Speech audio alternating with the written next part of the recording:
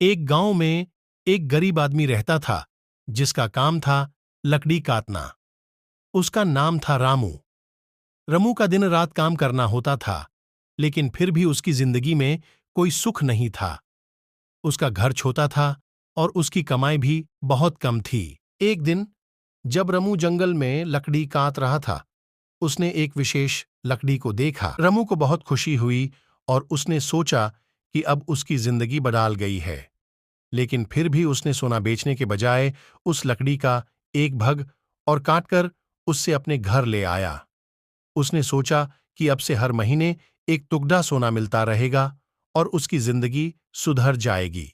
लेकिन कुछ दिन बाद उसके गांव में एक दूसरा आदमी भी सोना की खोज में आया और रामू को धमकी देने लगा कि अगर रामू सोना का टुकड़ा नहीं देता तो उससे मार देगा।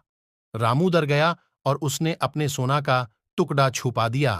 कुछ महीने बाद जब उसने अपने सोना का टुकड़ा देखा तो उसने रियलाइज किया कि सोना का टुकड़ा सिर्फ एक सपना था।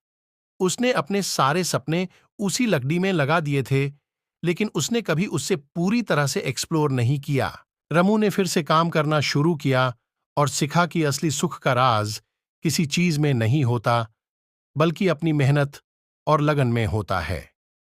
उसने अपने काम को ईमानदारी से किया और जल्दी ही उसकी जिंदगी में खुशियां आने लगी।